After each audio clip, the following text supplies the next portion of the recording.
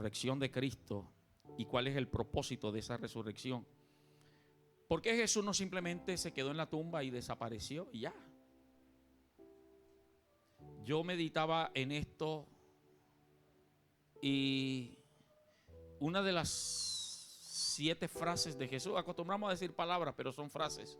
Una de las 7 frases últimas de Jesús fue: consumado es, tetelestai. Se usaba esa expresión tetelestai para decir cancelado ha sido la deuda. Cuando usted le debía a alguien y te pagaba, se decía tetelestai, todo está cubierto. Por eso Jesús dijo tetelestai, consumado es, porque Él pagó tu pecado y mi pecado en la cruz. Ya el diablo no tiene por qué acusarnos. Amén. Pero ese tetelestai también se aplica a los 3 años y medio de ministerio que Él vivió. Porque fueron 3 años y medio enseñando, hablando, compartiendo, instruyendo. Así que también pudo decir tetelestai, cumplir los 3 años y medio. Tetelestai, con mi muerte en la cruz se completó el sacrificio y la salvación. Pero creo que con su resurrección también dijo tetelestai, porque su obra fue completa. Amén. Mateo 27:62 dice: al día siguiente, que es después de la preparación. Los que vinieron ayer saben de cuál es esa preparación. No sé si René se acordará. Al día siguiente, que es después de la preparación, se reunieron los principales sacerdotes y los fariseos ante Pilato, diciendo: Señor, oiga lo que dijeron. ¿Qué dijeron? Nos acordamos que aquel engañador, hablando de Jesús, qué terrible la gente, dijo, viviendo aún, después de 3 días resucitaré. Manda pues, oiga, que se asegure el sepulcro hasta el 3er día. Vamos a dejarlo por mentiroso, es lo que están diciendo. Vamos a impedir que salga de allí. Ellos dijeron: no sea que vengan sus discípulos de noche y lo hurten y digan al pueblo: resucitó de entre los muertos, y será el postrer error peor que el primero. Fue un error haberlo matado, va a ser peor el error que resucite. Si con su muerte, Pastor Wilfred, nos dio la vida, con su resurrección nos da la esperanza de vida mayor. Sigamos leyendo, versículo 65. Y Pilato les dijo: ahí tenéis una guardia, id y aseguradlo como habéis visto. Y el 66, si tiene Biblia de hoja, subráyelo. Entonces ellos fueron y aseguraron el sepulcro, sellando la piedra. Es decir, pusieron una piedra y le pusieron un sello que nadie podía violar. Ni la misma familia podía quitar ese sello real que estaba allí. Entonces estaba la piedra y estaba el sello. Diga conmigo: la piedra y el sello. Y en el costeñol de ñapa le pusieron guardias, como diciendo: ni se lo van a robar, y si resucita no puede salir, porque está la piedra y está el sello y están los guardias, y lo volvemos a meter otra vez allá. A su nombre. Desde el principio Satanás ha puesto incredulidad en mucha gente acerca de la resurrección de Cristo. Desde siempre hay gente que duda. Por eso los judíos dicen que es un profeta más, y ellos no creen, no aceptan que Cristo resucitó. Pero los que somos de fe, como usted y como yo, sabemos que a Cristo no lo detiene una piedra, a Cristo no lo detiene un sello ni una guardia. Nuestro Cristo es todopoderoso y nada lo detiene. Lo que Dios ha determinado hacer contigo y con tu casa, nada ni nadie lo va a detener. Y se puede levantar el mismo diablo, pero diga conmigo: lo que Dios ha dicho de mí, eso se va a cumplir. Pasemos al capítulo 28, la siguiente hoja, Mateo 28, versículo 1. Vamos a leer bastantes textos. Perdónenme que no les pasé los textos allá audiovisuales. 28:1. Pasado el día de reposo, al amanecer el primer día de la semana, vinieron María Magdalena y la otra María a ver el sepulcro. ¿Usted recuerda qué habían puesto en el sepulcro? Piedra, sello y guardia. Versículo 2. Y hubo un gran terremoto, porque un ángel del Señor descendió del cielo y llegando removió la piedra y se sentó sobre la piedra. ¡Wow! No fueron los discípulos que entraron a robar el cuerpo, fue un ángel del cielo que estremeció la tierra. Yo creo que algo se va a estremecer en tu casa y en la mía. Algo va a hacer que cualquier piedra sea removida.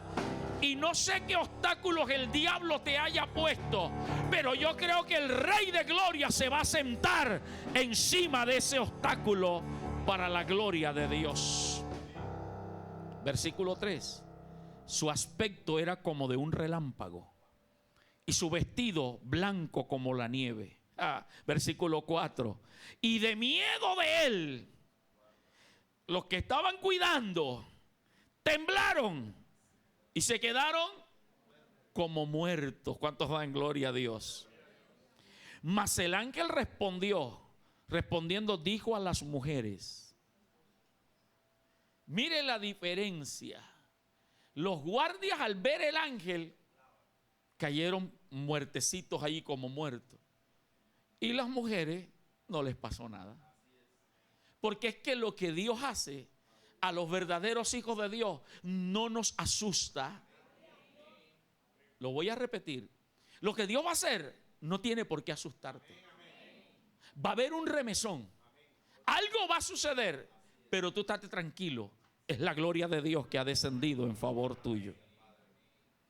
No temáis, les dijo el ángel, no temáis vosotras, porque yo sé que buscáis a Jesús, el que fue crucificado. No está aquí, pues ha resucitado, como dijo. Venid, vete al lugar donde fue puesto el Señor. Resucitó. Sin embargo, Satanás se inventó una mentira desde esa época hasta hoy, que los judíos la siguen creyendo. Versículo 11.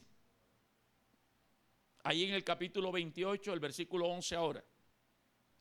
Mientras las mujeres iban, he aquí uno de los de la guardia fueron a la ciudad y dieron aviso a los principales sacerdotes de todas las cosas que habían acontecido. Y reunidos con los ancianos y habido consejo, dieron mucho dinero a los soldados, los sobornaron. Desde siempre ha habido policías corruptos. O sea que eso no es nada nuevo. Eso no pasa nada más aquí en Colombia. Les pagaron. ¿Y para qué les pagaron? 13. Diciendo, decid vosotros, sus discípulos vinieron de noche y lo hurtaron estando nosotros. ¿Usted sabe por qué le dieron mucho dinero? Porque si ellos decían, es que estábamos dormidos y se llevaron el cuerpo, estaban exponiendo su vida. Porque cuando permitían que se robaran algo o un prisionero escapaba, el soldado tenía que pagarlo con su propia vida. Entonces ellos por eso le pagaron, versículo 14, y le dijeron los ancianos, y si esto lo oyere el gobernador, nosotros lo persuadiremos y os pondremos a salvo. Y ellos tomando el dinero hicieron como se les había instruido. Este dicho se ha divulgado entre los judíos hasta el día de hoy. ¿Cuál dicho? Que los discípulos se robaron el cuerpo de Jesús. No resucitó. Pero aunque se esté divulgando esa mentira hasta el día de hoy, aunque haya gente que diga que Cristo no resucitó, la misma Biblia que nos dice que ese dicho se divulgó, nos dice que hubo muchos testigos oculares. No que escucharon, que vieron a Cristo resucitado. La Biblia dice de las mujeres, María Magdalena, María la madre de Jacobo, Salomé y otras mujeres más. Ellas dan testimonio y dicen, yo lo vi resucitado. Ellas se les tiraron a los pies llorando. Es decir, que no solo lo vieron, sino que lo tocaron. La Biblia habla de otros testigos camino a Emaús, que iban lamentándose porque Cristo había muerto, y de repente Jesús se les apareció y les dice, ¿qué comentan entre ustedes? Y ellos le dicen, ¿acaso tú siendo de Jerusalén no sabes lo que pasó allá? Jesús murió, lo crucificaron, nuestro Mesías. Y se sentaron a comer y Jesús les partió el pan. Y como ellos sabían cómo Jesús partía el pan, el cristiano tiene que aprender a conocer el pan de Cristo. Ellos dijeron, es el maestro. Lo vieron y se desapareció. A ellos nadie les puede refutar que Cristo está vivo. Luego apareció a los 11. Luego apareció, según la Biblia, en Hechos capítulo 1, a más de 500 personas. O sea que no es invento de unos cuantos, más de 500 lo vieron vivo, recibieron las últimas instrucciones de Mateo 28 y Marcos 16 y Hechos capítulo 1, lo vieron ascender vivo al cielo, 500 personas y más. Pero luego aparece un hombre llamado Saulo de Tarso.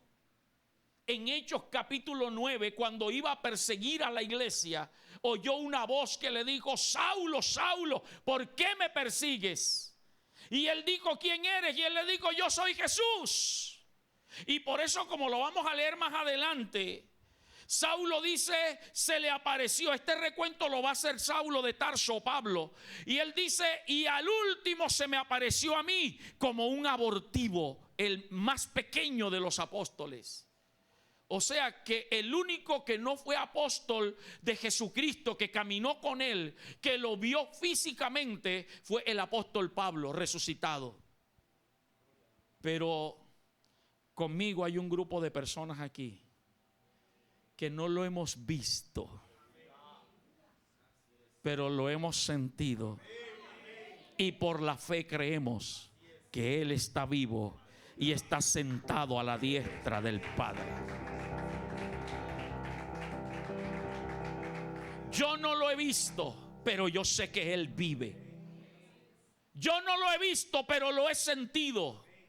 He sentido su gloria, su majestad en el templo, en mi habitación, en la sala de mi casa, en el vehículo conduciendo. He sentido que Él ha estado allí conmigo, gloria a Dios. No necesito verlo, yo sé que Él vive, porque yo creo por la fe a esta escritura sagrada que Cristo está vivo, aleluya. ¿Habrá alguien conmigo aquí que cree que Cristo está vivo? Juan 20, versículo 26. Entonces eso te hace y me hace bienaventurados, Yesenia. Nos hace dichosos, porque así lo escribió Jesús en Juan 20, 26. Dice Juan 20, 26, 8 días después de su resurrección, estaban otra vez sus discípulos dentro y con ellos Tomás. Llegó Jesús estando a las puertas cerradas y se puso en medio y les dijo, ¿cómo les dijo? Paz a vosotros. Luego dijo a Tomás, pon aquí tu dedo, mira mis manos y acerca tu mano y métela en mi costado y no seas incrédulo. Dile al que está al lado tuyo, no seas incrédulo. Porque es que hay gente, Arsení, que todavía no cree. Hay gente que duda. Hay gente que cree que esto es locura, que esto es fanatismo. Pero los de fe sabemos que esto es real y que Él está aquí. No necesitamos, Gabriel, ver nada. Él está aquí. Wow. No seas incrédulo, sino creyente. 28. Entonces Tomás respondió y le dijo, Señor mío y Dios mío. te estoy viendo. Ahora sé que sí es verdad lo que contaron las mujeres. Ahora sí creo que es verdad lo que contaron los otros 10 apóstoles. Señor mío, Dios mío. Y Jesús le mete su regaño, versículo 29. Jesús le dijo, porque me has visto, Tomás, creíste. Bienaventurados los creyentes de la iglesia le den, que no vieron y creemos. Diga conmigo, yo creo. Pero ¿por qué Cristo no se quedó en la tumba? ¿Por qué no simplemente desapareció? Ayer hablaba de lo que hizo los 3 días de muerto también. ¿Qué sucedió con él? ¿Por qué no se quedó en la tumba simplemente? Quiero decirte que hay doctrinas que son fundamentales en el cristianismo. Y eso es irrevocable. Usted tiene que afianzarse en ella. La primera doctrina, la salvación del alma. La salvación se adquiere cuando usted cree en Jesucristo como el único y suficiente Señor y Salvador de su vida. Usted tiene que creer que Cristo murió en la cruz para redimirte del pecado. Y eso tiene que ser inamovible. Usted no puede ser incrédulo, como todavía algunos dudan y dicen, ¿será que esto es la verdad o no? Así hay gente que todavía duda en las iglesias. ¿Será que lo que me están enseñando es la verdad o no? Lee la Biblia. Jesús es el camino y la verdad y la vida, y nadie va al Padre sino por Él. Segunda doctrina fundamental, la santificación. La Biblia dice que sin santidad nadie verá al Señor. Y la santidad implica que si yo recibo a Cristo, yo tengo que vivir para Cristo. Alguien diga amén. Si yo tengo a Cristo como el dueño de mi vida, yo no puedo andar a mi manera ni a la manera del mundo. Yo tengo que empezar a vivir contra la corriente del mundo. Yo tengo que negarme a mí mismo, como dice la Biblia. ¿Qué es negarme a mí mismo? Negar mis deseos, mis placeres, la concupiscencia de mi carne, satisfacer mi deseo y querer ser como los demás para vivir como Cristo quiere que yo viva. Eso es la santificación. ¿Por qué? Porque tú puedes recibir a Cristo, pero si no vives en santidad, no podrás ver al Señor. Y la doctrina de la resurrección es la tercera doctrina fundamental. Porque Pablo decía, y nosotros los que estemos vivos, pero Pablo murió. Y yo puedo decir, los que estemos vivos, pero no sabemos cuándo Cristo ha de volver otra vez por su iglesia.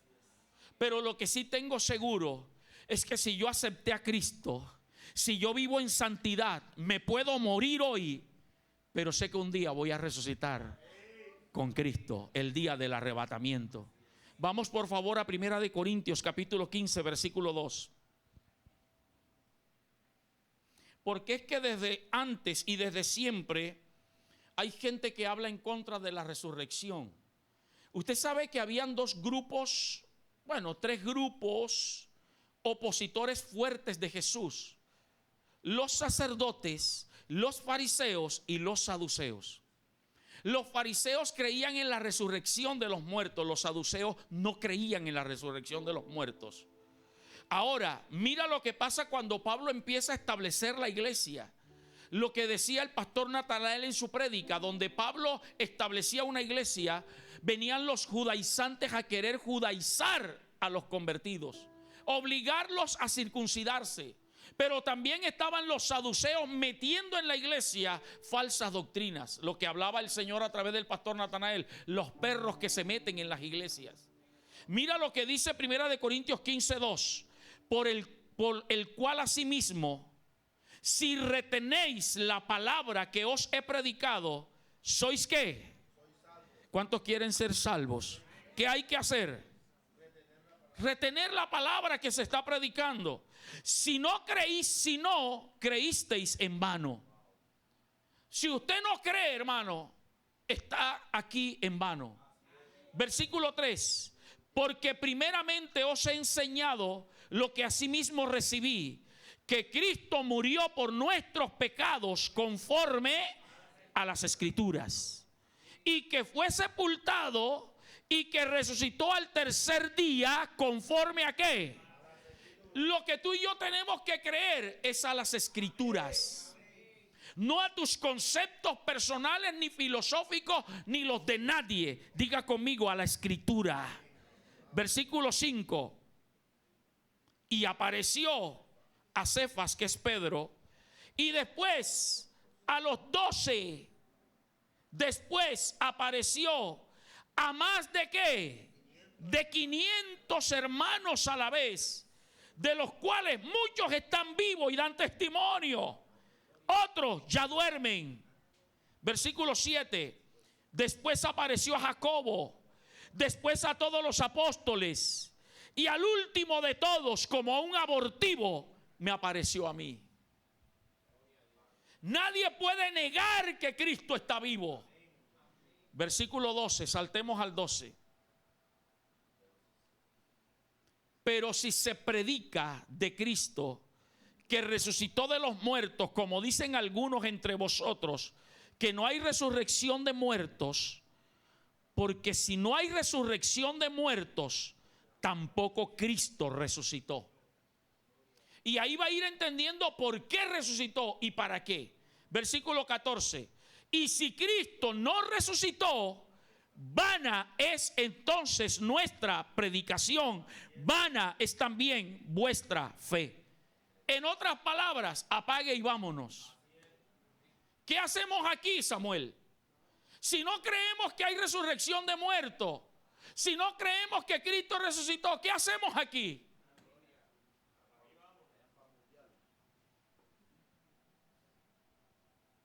El muerto al hoyo, al bollo el vivo. ¿Qué hacemos aquí? Si me muero y ya se acaba todo. No, después de muerto es que viene lo real. Entonces yo tengo que creer en la resurrección. Versículo 15. Y si somos hallados falsos testigos de Dios, porque hemos testificado de Dios que Él resucitó a Cristo, al cual no resucitó, si en verdad los muertos no resucitan, oiga eso. 16, porque si los muertos no resucitan, tampoco Cristo resucitó. Y si Cristo no resucitó, mi fe y la tuya es vana. Es decir, aún estamos en pecados. Entonces también los que durmieron en Cristo perecieron. Si en esta vida solamente esperamos en Cristo, somos los más dignos de conmiseración de todos los hombres. O sea, usted y yo somos los más miserables sobre la tierra si Cristo no hubiese resucitado. Pero como sabemos que Él resucitó, somos los más bienaventurados sobre la tierra. Wow, alaba a Dios y dale gloria. Y aquí explica para qué resucitó. Mas ahora Cristo ha resucitado de los muertos. Primicia de los que durmieron es hecho. Porque por cuanto la muerte entró por un hombre, también por un hombre la resurrección de los muertos. ¿Cuál es el primer hombre por el cual entró la muerte? Adán. Adán, cuando cometió el pecado, que comió del fruto prohibido,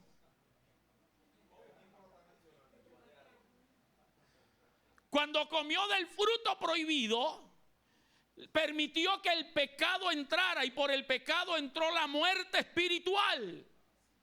Es decir, la separación del hombre con Dios. Estamos separados de Dios. Pero así como en Adán entró la muerte, Cristo trajo la vida. Amén. Repito el 21, porque por cuanto la muerte entró por un hombre, también por un hombre la resurrección de los muertos. Porque así como en Adán todos mueren, también en Cristo todos serán vivificados. Pero mire que hace la aclaración: en Cristo. No la esperanza falsa que le dan a la gente allá afuera. Usted sabe que después de muerto, todo muerto es bueno. No hay muerto malo. Lamentablemente es una realidad. Y el diablo les ha inventado una religión allá, que rece las ánimas del purgatorio, que rece las 9 noches, que rece el mes, que la misa de año y la misa el otro año. ¿Y cuándo es el día de todos los muertos? El 2 de noviembre. Y entonces comienzan y como que no tienen esa esperanza. Y ayúdeme, usted que fue católico apostólico colombiano, en cada misa usted tiene que darle su tajadita al cura. ¿Cuánto, Wilfred? 90. Eso fue en el año Roscó.